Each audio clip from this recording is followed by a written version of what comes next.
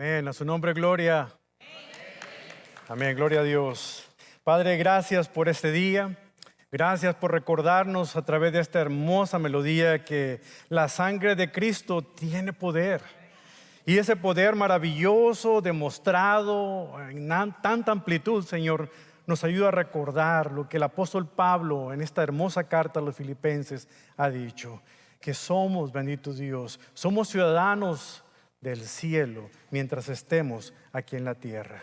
Y eso, bendito Dios, queremos reconocer en esta mañana, abrir nuestra mente, nuestro corazón, para que su palabra, Señor, nos haga entender esa gran verdad.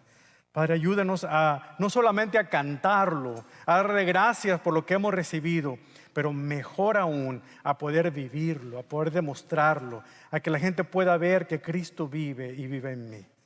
Es en el precioso y poderoso nombre de Jesús.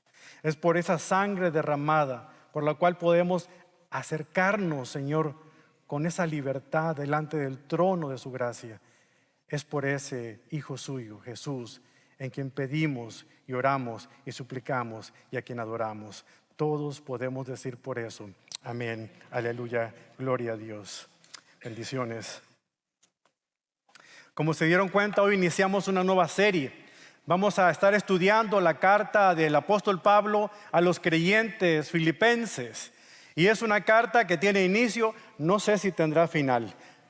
Pero lo importante es que hoy comenzamos y vamos a ver tantas cosas que muchas de ellas son conocidas, pero algunas de ellas vamos a descubrir. Y hablando de descubrir, una de las cosas que yo disfruto cuando leo biografías, y he desarrollado una pasión por las biografías, es que cuando leo acerca de algún personaje, me ayuda a poder darme cuenta el impacto que esa persona ha hecho en su entorno, en su cultura, en su tiempo. Disfruto mucho leyendo biografías tanto de personajes cristianos, bíblicos, pero también de personajes del mundo actual.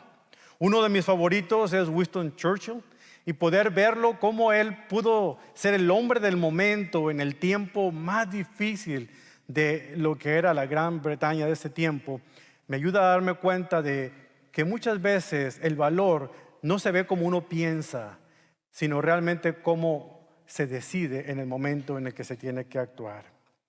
Otro personaje del cual he disfrutado escuchar últimamente y leer ha sido del primer presidente de esta nación estadounidense, y es George Washington. El primero de los presidentes que se pueden contar. Es más, usted lo ve todos los días cuando saca su billete de dólar. Ahí va a ver su foto, ¿verdad? Y así ya no se va a olvidar de cómo él lucía. Pero algo interesante cuando uno descubre de personas como George Washington, no solamente destaca él como un hombre de carácter, como un hombre de principios firmes, pero también algo que vivió en su tiempo de manera radical. Sus primeros 45 años de vida, él era orgullosamente británico. De hecho, cuando llegó a esta nación, luchó por la corona inglesa. Sirvió en el ejército del rey de Inglaterra. Pero llegó un momento en el que sus lealtades cambiaron. Llegó un momento en que, sin mudarse de su casa en el estado de Virginia, cambió de nación. Dejó de ser un leal seguidor del imperio o súbdito del imperio británico y se convirtió en el gran líder de una nueva nación, los Estados Unidos de Norteamérica. No fue un simple cambio, solamente en papel, administrativo. Fue realmente un cambio de mentalidad, de propósito, de vida. De hecho, algo interesante cuando uno lee biografías es que descubre algunos datos simpáticos de los personajes. Por ejemplo, algo que yo noté es que el presidente Washington casi no sonreía, al menos en público. Y en sus fotografías o pinturas de él, autorretratos, nunca sonreía porque tenía un solo diente. ¿Pueden creerlo? ¿Se imaginan ustedes dirigiendo a su ejército y animándolos con un solo diente diciendo: ¡a la guerra, muchachos! Como que le restaría credibilidad y poder, ¿verdad?, a su dominio. Otro dato curioso es que tenía mascotas. Tenía un perro, su favorito, se llamaba Sweet Lips, labios dulces. No me pregunten por qué. pero me da asco nomás de recordarlo. Pero más allá de lo cómico de ese dato, cuando uno descubre la vida de estos personajes que hicieron historia, lo que realmente me impacta de la vida de George Washington fue un cambio radical de su identidad. Adquirir una nueva lealtad a una nueva nación donde él mismo, que antes luchaba a favor de Inglaterra y ahora después luchaba a favor de los Estados Unidos. Cambió de ciudadanía aunque seguía en el mismo domicilio. Cuando digo esto, muchos de ustedes aquí se pueden identificar con esta situación de vivir dos nacionalidades.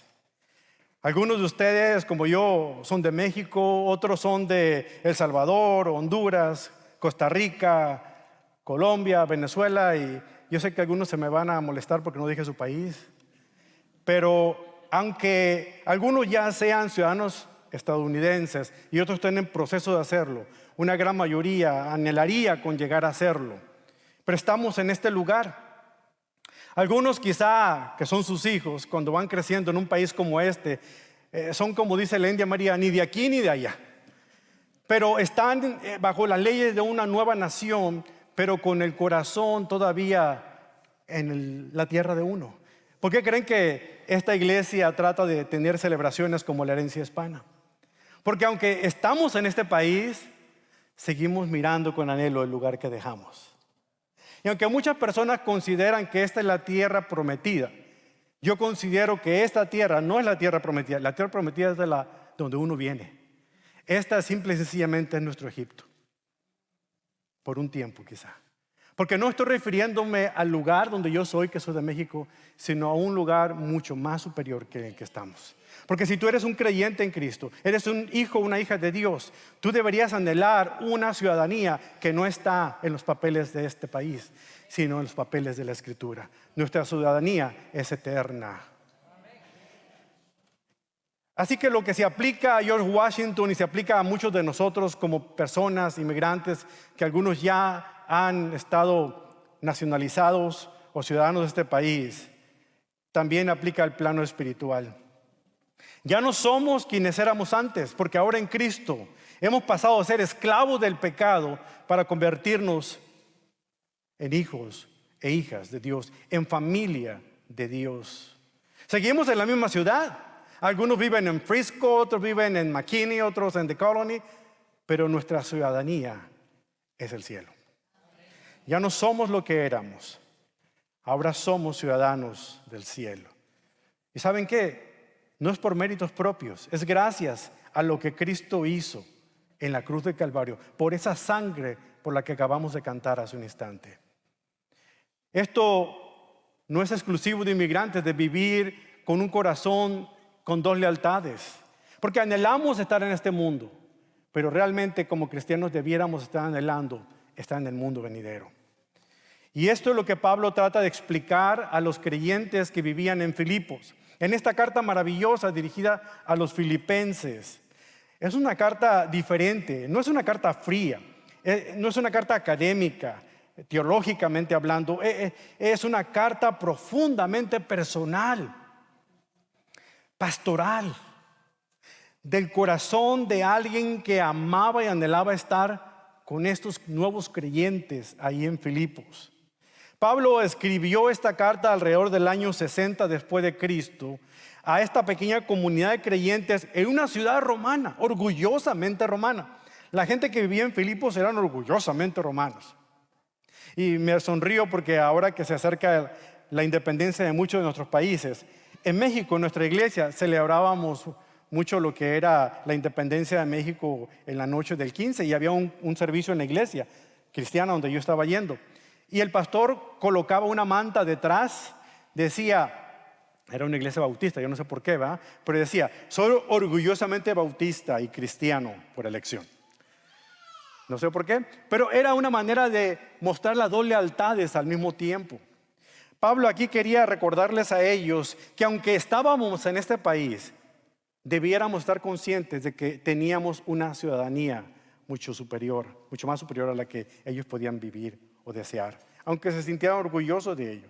Los conocía bien, pero al mismo tiempo Él mismo había fundado la iglesia años atrás y desde adentro de donde él se encontraba, en ese encierro domiciliario, toma pluma o papel o se la dicta a alguien más y escribe de todo lo que le daba en su corazón, el cariño que les tenía, y le recordaba algo importante a ellos. Les recordaba quiénes eran y a quién le pertenecían. Les recordaba quiénes eran y les recordaba cómo debían vivir mientras estuvieran aquí en la tierra. En esencia, Pablo les dice: ustedes antes eran ciudadanos de Filipos. Ustedes antes eran ciudadanos de Frisco. Ustedes antes eran ciudadanos de McKinney. Ustedes antes eran ciudadanos de Prosper.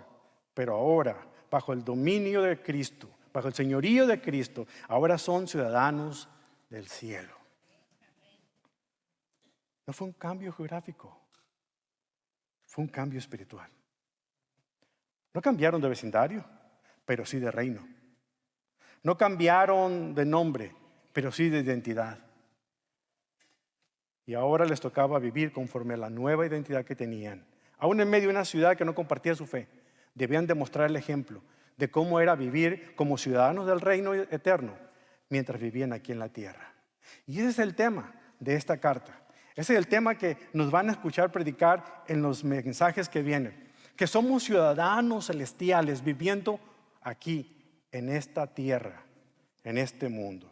¿Te suena familiar? Un mundo que insiste en que encajemos como Él, que nos conformemos y que nos olvidemos de dónde venimos. Pero aquí Pablo dice: sí, viven aquí, pero son de allá. No se les olvide. Viven aquí, pero son de allá. Y eso debemos tenerlo presente a la hora de tomar cualquier decisión, a la hora de decidir con quién me casaré, a la hora de decidir qué trabajo voy a hacer, a la hora de decidir dónde voy a invertir mis recursos. Cada situación de nuestra vida debe estar consciente: sí, vivo aquí, pero soy de allá y pertenezco a Cristo. Y eso redefine todo, hermanos, nuestros valores, nuestras relaciones, nuestras prioridades.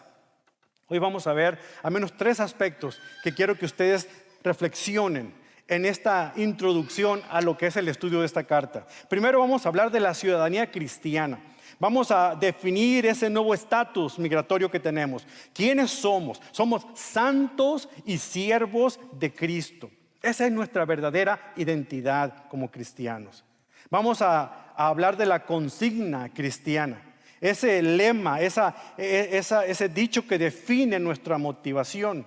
Pablo lo dijo: porque para mí el vivir es Cristo. Vamos a hablar qué significa eso en la vida diaria. Y vamos a terminar hablando de la conducta cristiana, porque esto define la misión que tenemos. Como vivimos nosotros nuestra vida aquí en el mundo, determina si realmente Cristo vive en nosotros y nosotros en Él. Así que acompáñenme, abran sus Biblias en cualquier formato que tengan. Abran Filipenses capítulo 1 y vamos a tener un buen tiempo para hablar esos primeros 2 versículos de Filipenses capítulo 1. Versículos 1 y 2. Mientras se encuentra Filipenses 1, versículo 1, déjame preguntarte algo. ¿Alguna vez has recibido un mensaje de correo electrónico que lo has borrado sin antes leerlo? Aun cuando se miraba formal y venía a lo mejor del departamento X o Y dirigido a ti y dicen: ay, esto otra vez me quieren vender cosas, y lo borras. Bueno, el problema es que muchos podemos pasar de alto este mensaje del apóstol Pablo si no nos detenemos a prestar atención al inicio de esta carta. Pablo no solo los saluda, redefine por completo quiénes son, les habla de cuál es su estatus, les habla de cómo deben vivir en esa ciudad como cristianos, una ciudadanía celestial aún viviendo en lo terrenal. Fíjense cómo él aquí les habla de su identidad. Versículo 1 dice: Pablo y Timoteo, siervos de Cristo Jesús, a todos los santos en Cristo Jesús, que están en Filipos, con los obispos y diáconos. Pausa. En lugar de impresionar a estos creyentes nuevos en la fe, con sus credenciales personales, Pablo, PhD en teología, doctor Pablo, nada. Él simplemente dice: Pablo, siervo. Y aunque él está escribiendo junto con Timoteo, no significa que los dos estuvieran escribiendo la carta, pero sí que era su compañero en el lugar donde se encontraba, en este arresto domiciliario. Era conocido por los filipenses. este joven pastor. Si miramos este saludo con ojos modernos, podríamos pensar que el encabezado representaba una carta antigua, muy común en aquel tiempo. Hoy no escribimos así. De hecho, yo creo que hoy ya se nos ha olvidado a algunos cómo escribir cartas a mano. Todo lo hacemos con mensaje de texto, enviamos un WhatsApp. Es más, ya ni siquiera tecleamos el texto en WhatsApp, lo dictamos, ¿se acuerdan? Es más fácil, voy manejando y le digo favor y ya, así van los mensajes. Así que ya no seguimos los formalismos de una carta normal. Aquí Pablo está siguiendo los formalismos de una carta del primer siglo, presentándose él, de Pablo para la iglesia en Filipos. Asunto: les extraño y les escribo para compartirles algunas buenas noticias. Oye, es raro que hablemos así, ¿verdad? Pero en este formato no radica lo importante de esta carta, hermanos. Ya sea que lo haya escrito en papel, papiro o en un correo electrónico, el mensaje del texto de Pablo es el deseo que él mismo tiene. Les dice que quiere conectar con ellos de nuevo, que quiere animarlos, que quiere enseñarles. Pablo se presenta aquí con una confesión muy clara, que no quiero que se pierdan ese detalle. Y esa confesión radica una verdad muy liberadora para ti y para mí, lectores de esta carta en este siglo. Pablo lo define aquí, porque por su gracia define quiénes somos. ¿Cuál es tu identidad y la mía ahora que somos cristianos? Dice que somos siervos de Cristo Jesús. La palabra griega que Pablo utiliza aquí es doulos. Es una palabra que se traduce como esclavo o como siervo, dependiendo de cuál versión de la Biblia lean. Pero no debe interpretarse a la luz de la esclavitud moderna, de cómo había un mercado de esclavos y se vendían al mejor postor. Pablo está evocando imágenes profundamente bíblicas. La imagen de Moisés, el siervo de Dios, de David, el siervo de Dios, de los profetas que se llamaban a sí mismos siervos de Dios. Pablo, al identificarse como doulos de Cristo, no se está humillando, sino que lo dice con honor. No es una señal de derrota, es una señal de afirmación, de propósito, de pertenencia. El ser esclavo de alguien significa, ya le pertenezco a él. De esa manera él empieza a escribir esta carta. Por eso es que él se atreve a decir más adelante, ya no vivo yo, sino que Cristo vive en mí. Desde esa prisión, Pablo, junto con Timoteo, nos comunican una verdad profunda. La verdad de la libertad que consiste no en hacer lo que se me antoje, sino en pertenecer a aquel que nos ama de verdad. Tú no eres libre. Tú que has sido liberado por la sangre de Cristo del pecado, de la esclavitud de Satanás, no eres libre para hacer lo que te den gana. Eres libre para someterte a un nuevo dueño, a una nueva administración. Y ese nuevo dueño que tienes es Cristo Jesús. Qué hermoso es poder ser esclavos, siervos de un amo que nos ama de verdad. No de un tirano como era Satanás. Esa es la esencia de cómo Pablo escribe estas primeras palabras, de que él pertenece a Cristo. Aquí desaparece la carga de tener que probar su valor, de tener que defenderse de que él tiene credenciales. No importa lo que pensaran de él, mientras la gente supiera que él clama que le pertenece a Cristo.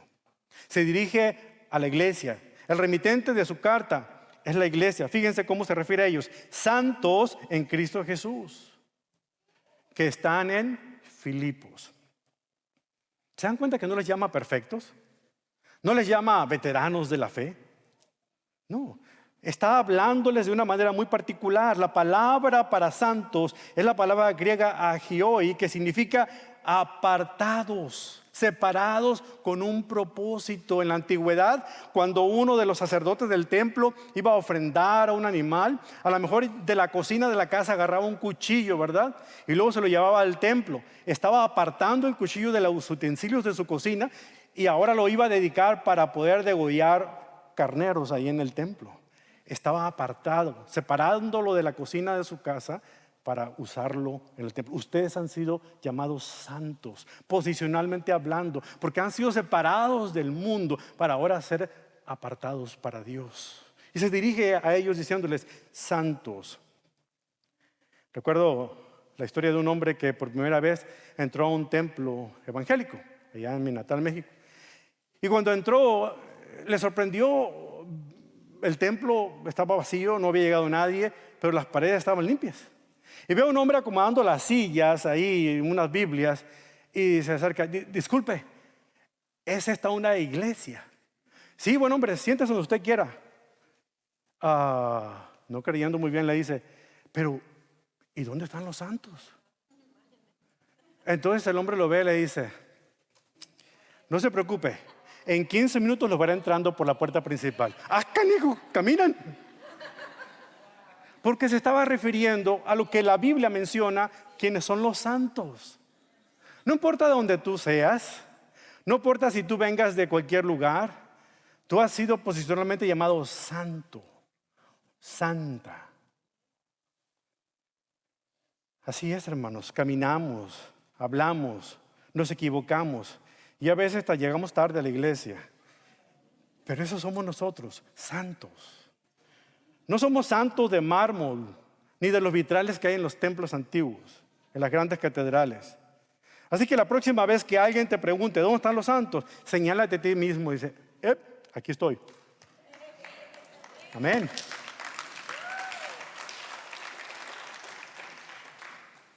¿Sigues luchando con el pecado? Todos lo hacemos. Haz fila detrás de mí. Pero esta lucha no elimina tu identidad.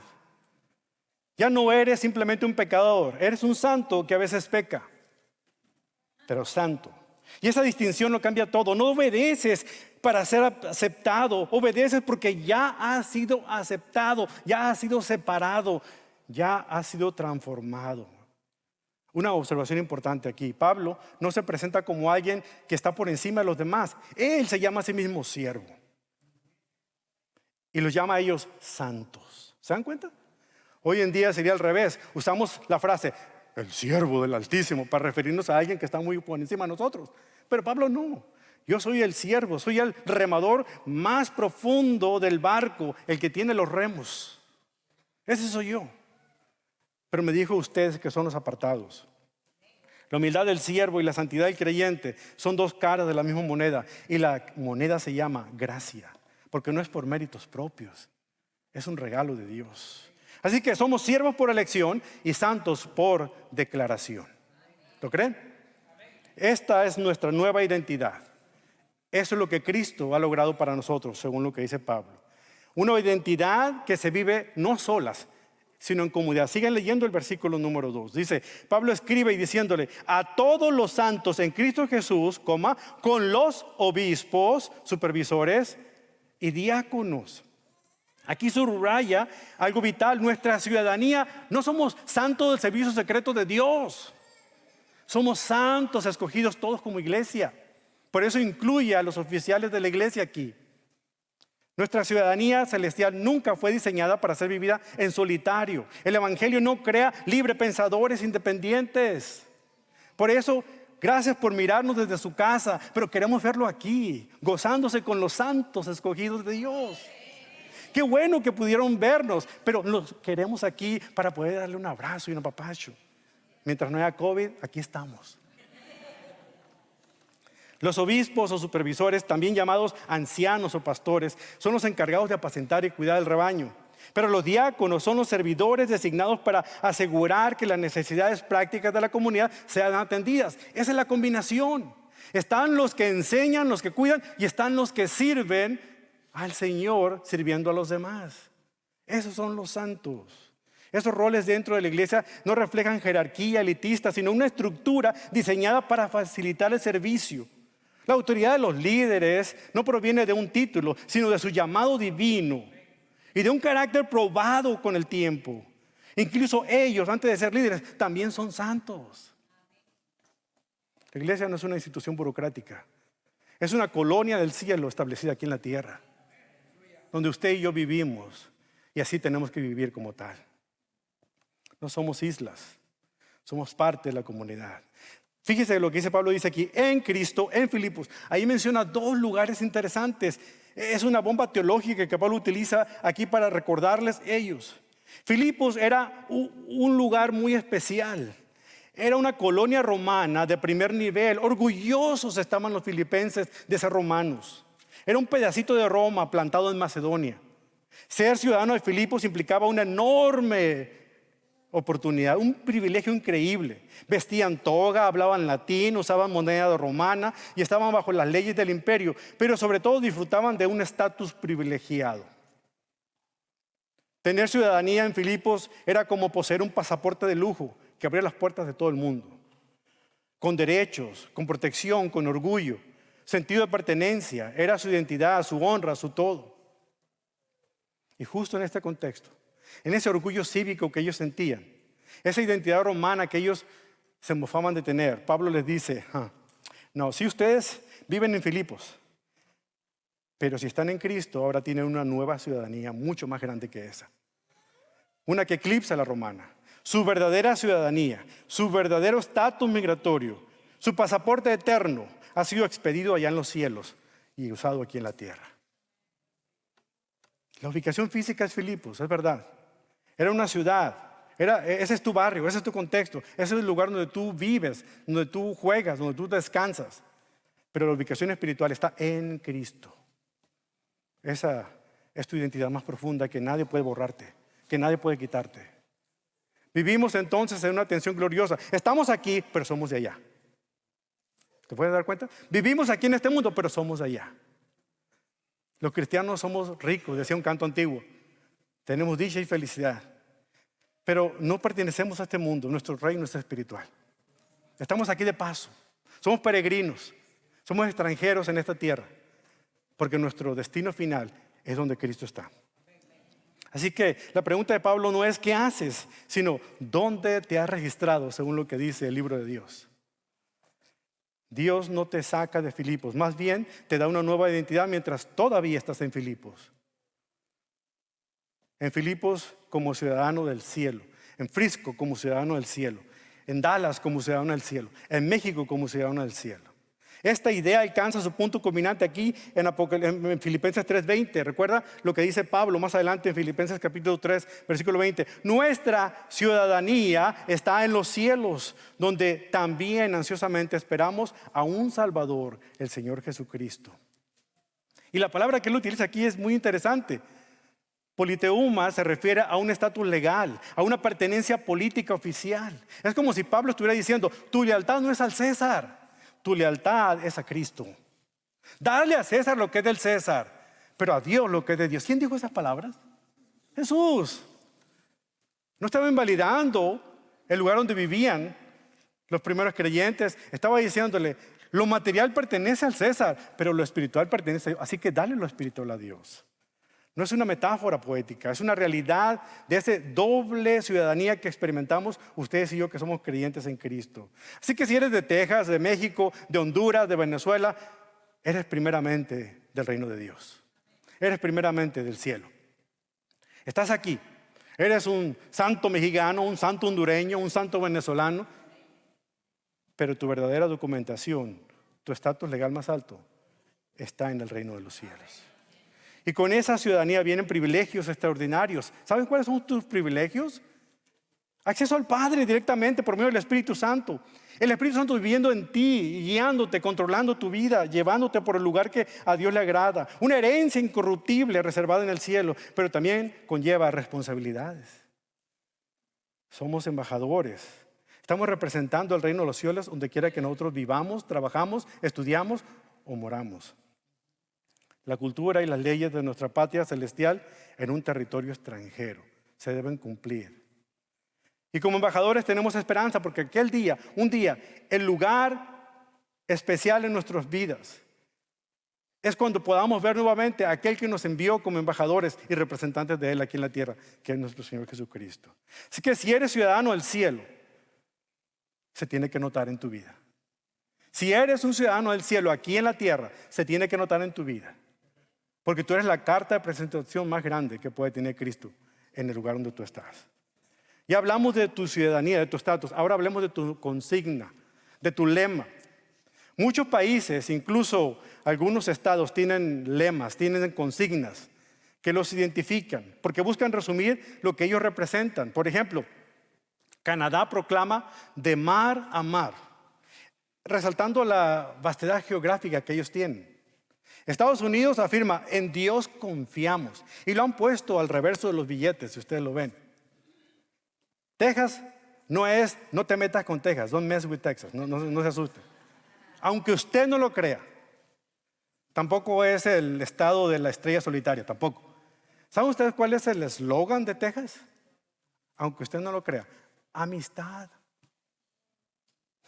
La última vez que vi un tejano, amistad. Esa es el espíritu amigable sureño que representa este estado. Puerto Rico, la isla del encanto. México honra su historia diciendo, la patria es primero. Eso de América primero es una copia. La patria es primero, dicen los mexicanos. O el famoso dicho en Costa Rica, pura. Exacto. Colombia se presenta a sí mismo como el país de la belleza por su diversidad cultural y natural. ¿Y saben qué? El estado de Ohio, aquí en los Estados Unidos, escogió un versículo bíblico como su lema. Ellos dicen, con Dios todo es posible. Mateo 19:26. Pero estas frases funcionan como consignas de identidad, sí. Pero ninguna de ellas, por significativa que sea, se compara con el lema supremo del creyente, con la consigna cristiana que Pablo utiliza en Filipenses 1:21, cuando dijo, porque para mí el vivir es Cristo.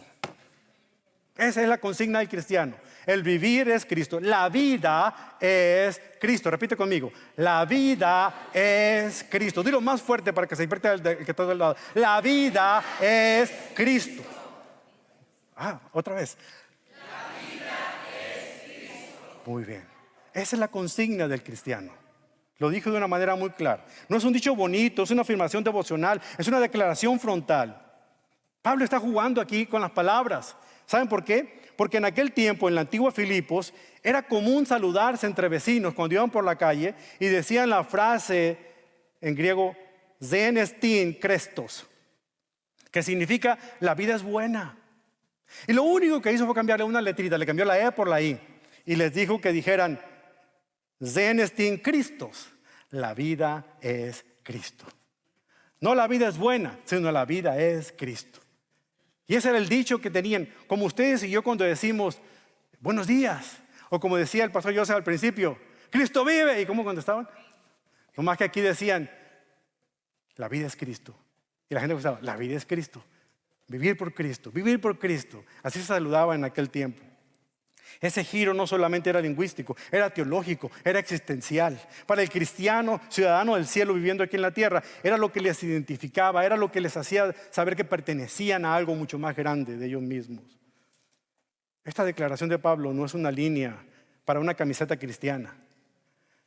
Es realmente el centro de todo lo que el creyente en Cristo debe vivir. Cristo no es un accesorio, es el eje, es el centro de tu vida.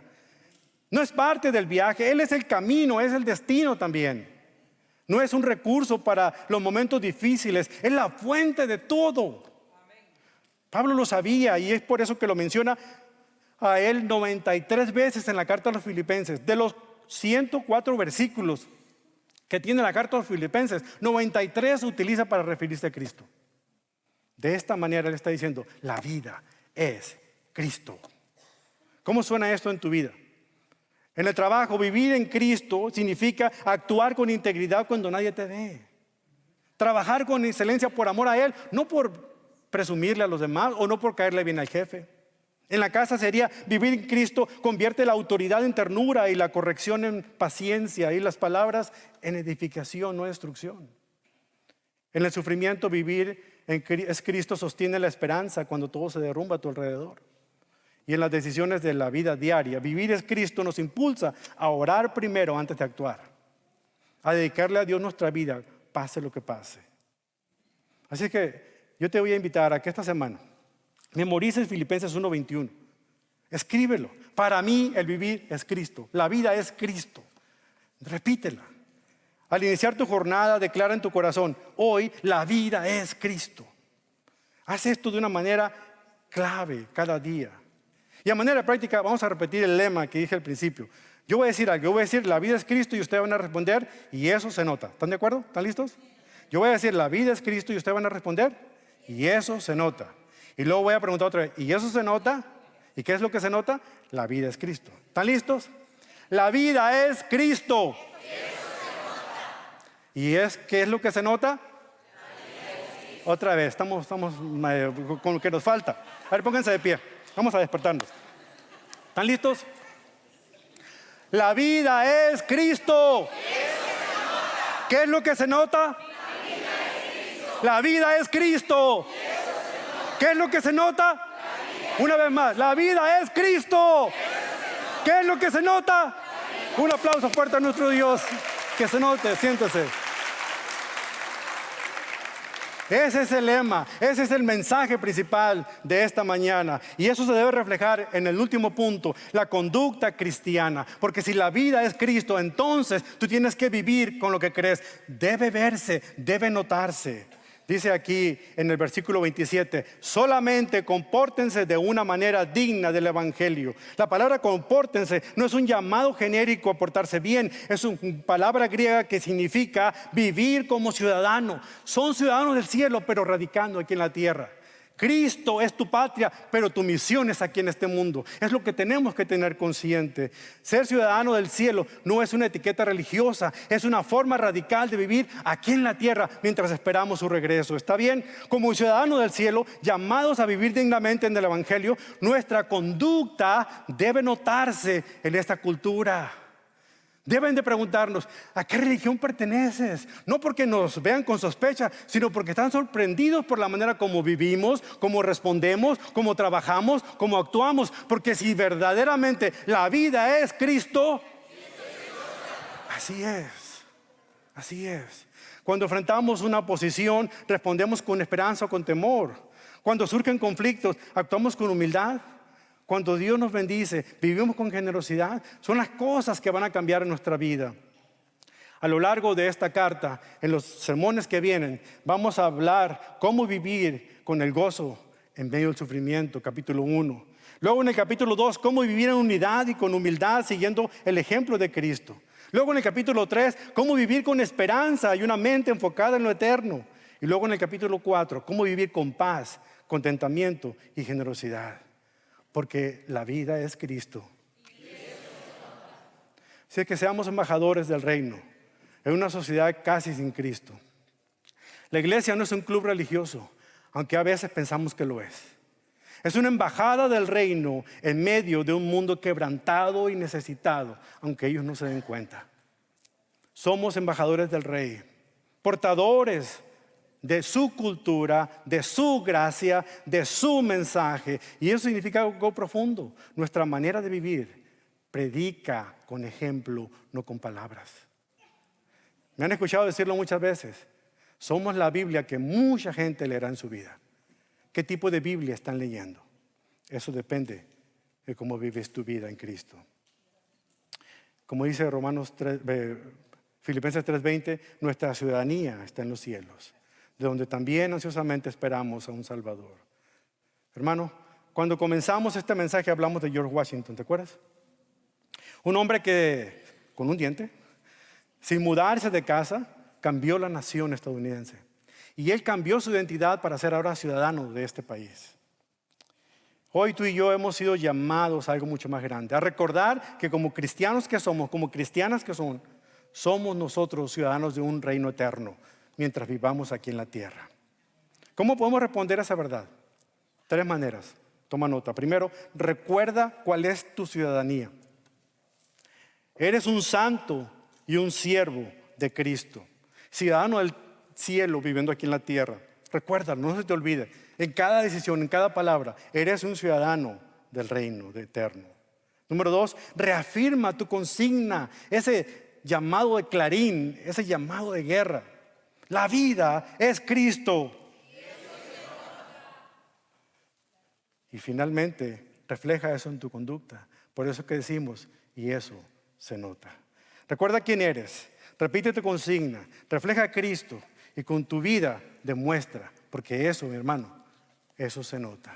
Vamos a orar, pónganse de pie. Amén. Un aplauso por ser suyo.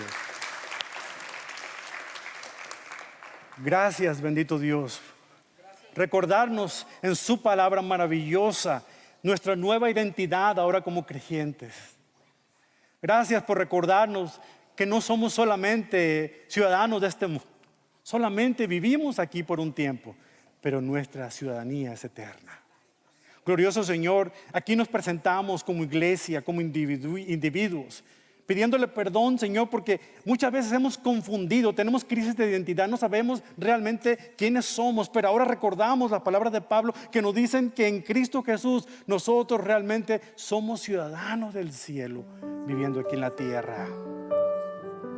Gracias, Padre, por alcanzar ese gran logro, por darnos ese pasaporte celestial firmado por la sangre de Cristo Jesús, que nos identifica como parte de la familia suya. Gracias, bendito Dios, por recordarnos que pertenecemos a alguien mucho más importante y más grande del mundo. Ayúdenos pues a tomar este mensaje, no solamente a recordar nuestro estatus, nuestra ciudadanía que es eterna, pero también, bendito Dios, a poder declarar que la vida es Cristo y por fin, Señor, empezar a vivir de manera que eso se note en cada día, porque Cristo lo merece. Él es nuestro Rey. Nosotros solamente somos embajadores y embajadoras de su reino aquí en la tierra. Ayúdanos, bendito Dios, a poner el ejemplo, a hacer esa Biblia que otros leerán y querrán saber más acerca de Cristo. Que nuestro testimonio, en lugar de apartar a la gente de su Hijo, los acerque como un imán. Ayúdenos pues a comprender cómo esta maravillosa carta encierra verdades que transforman nuestras vidas y les dan fruto en tiempo adecuado. Se lo pedimos gloriosamente en el nombre de Cristo Jesús. Amén. Porque la vida es Cristo. Dios les bendiga. Hasta luego.